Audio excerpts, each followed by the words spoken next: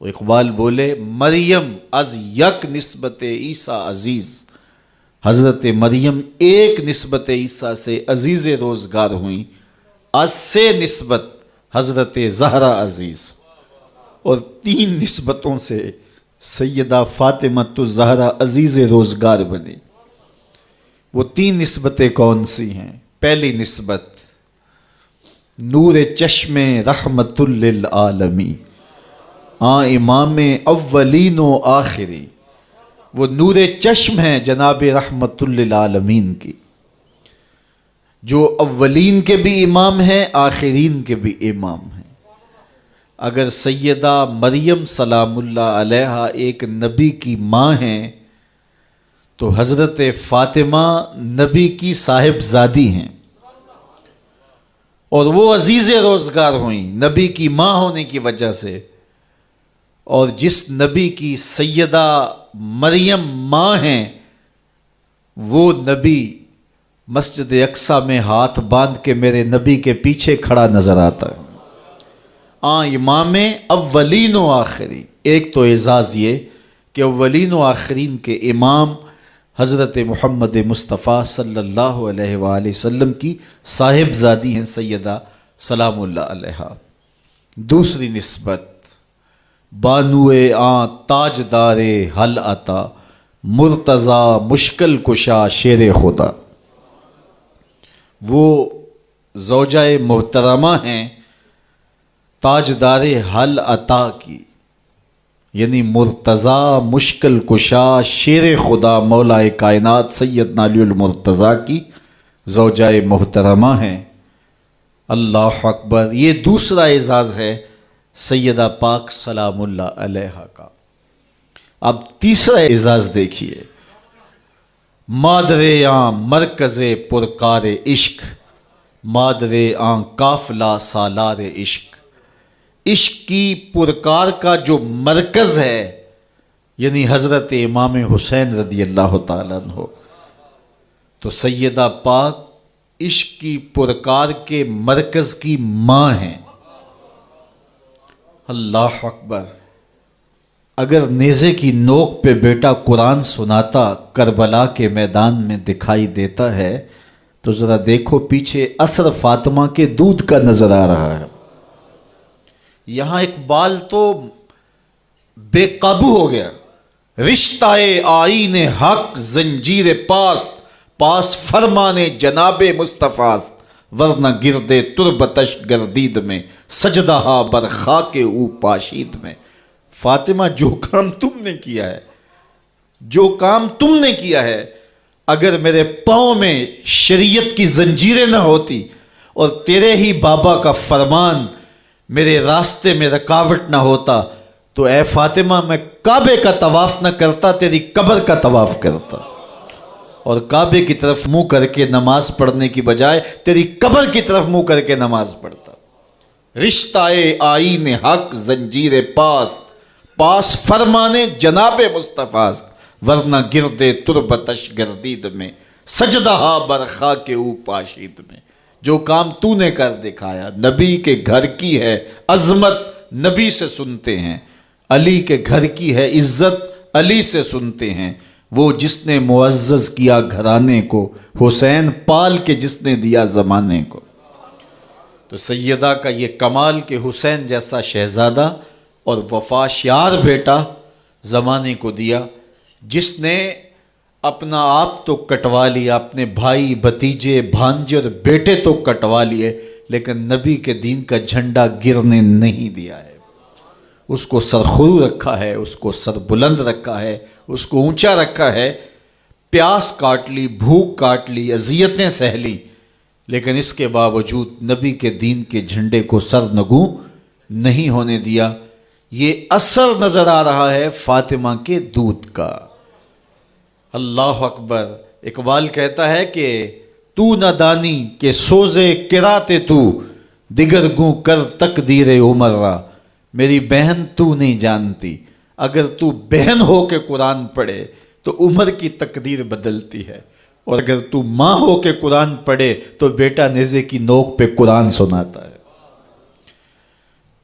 سیدہ طیبہ طاہرہ ظاہرہ عابدہ ساجدہ راکعہ سیدہ فاطمہ الزہرا رضی اللہ تعالی عنہا کا اسوہ مخدرات اسلام کے لیے، ہماری بہنوں بیٹیوں کے لیے مکمل کامل اور اکمل نمونہ ہے۔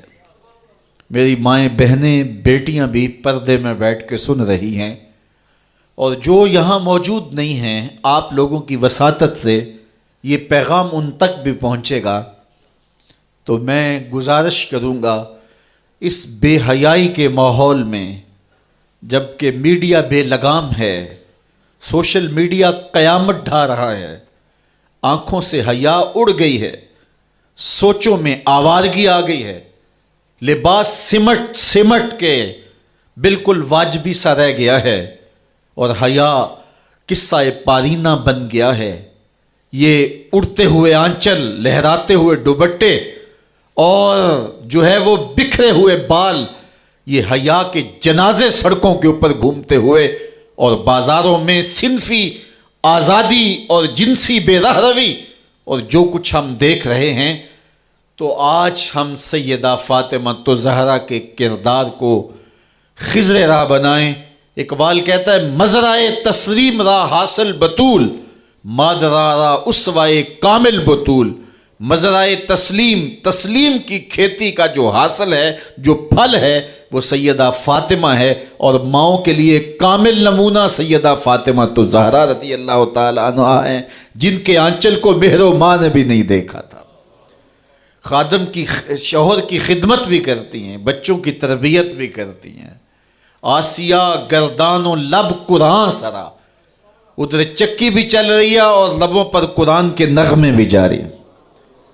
آسیہ گرداں چکی چلا رہی ہیں، واللب قرآن سرا، اور اقبال کہتا ہے لبوں پر قرآن کے نغمے جاری ہیں۔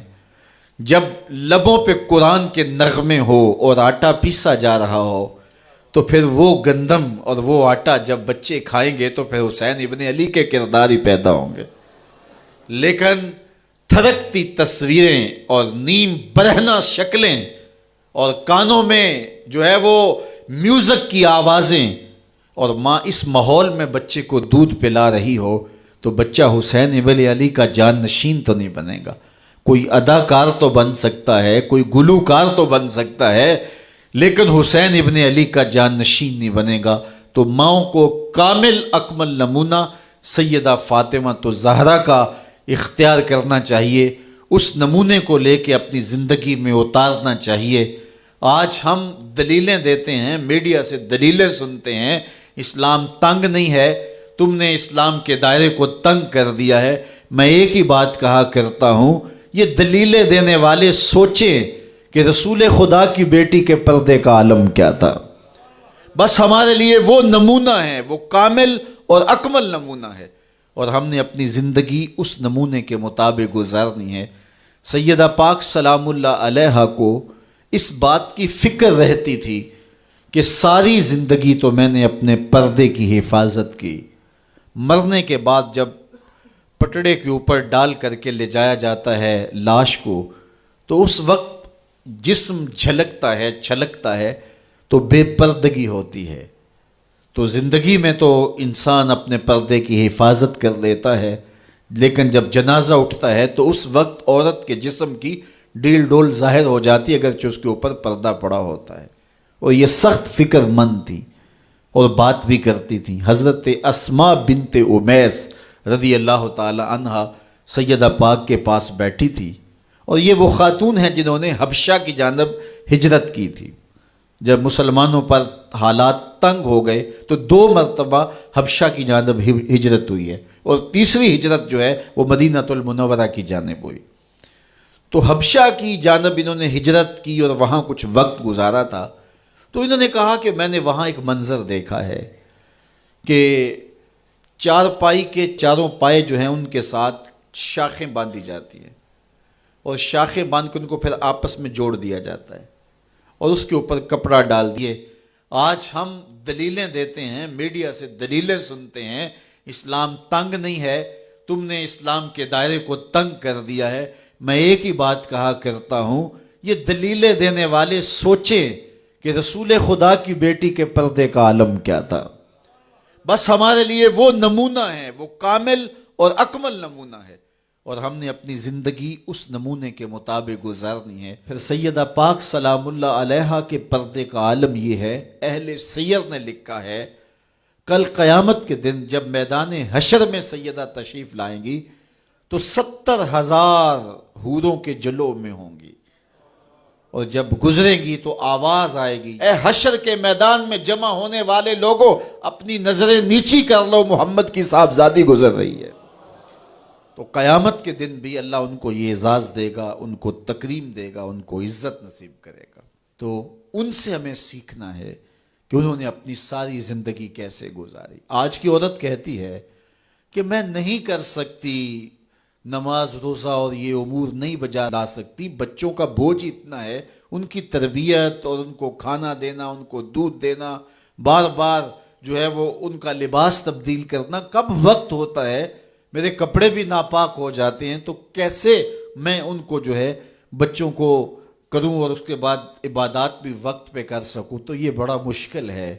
وہ حضرت سیدہ کو دیکھیں کہ آپ اپنے کندھوں پہ مشکیزہ بھی اٹھا کے لاتی ہیں، چکی بھی پیستی ہیں، بیٹوں کی تربیت بھی کرتی ہیں، شوہر کی خدمت بھی کرتی ہیں، اور مصلی بچھا کے جب کھڑی ہوتی ہیں تو ساری ساری رات قیام میں، کبھی رکوع میں، کبھی سجدے میں گزر جاتی ہے، اور پھر کہتی ہیں مالک تیری راتیں اتنی چھوٹی ہیں، تیری بندی کا ذوق بندگی ہی پورا نہیں ہوتا، ایک تو رات اتنی لمبی بنا دے جی بھر کے تجھے سجدہ ہی کر سکوں.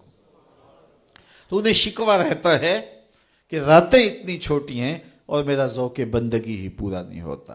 سارا دن روزے سے گزرتا ہے، رات قیام میں، رکوع اور سجود میں گزرتی ہے، اور بیٹوں کی تربیت کی تو وہ کائنات نے ایسی تربیت کا جوہر نہیں دیکھا ہے جو سیدہ فاطمہ کے گھر میں پلنے والے بچوں میں تربیت کا رنگ نظر آیا کہ انہوں نے اپنا خون دے دیا لیکن دین کی آن پہ آنچ نہیں آنے دی. تو ان کی زندگی ہمارے لیے، ہماری مقدرات اسلام کے لیے، بہنوں، بیٹی اور ماؤں کے لیے کامل اکمل نمونہ ہے.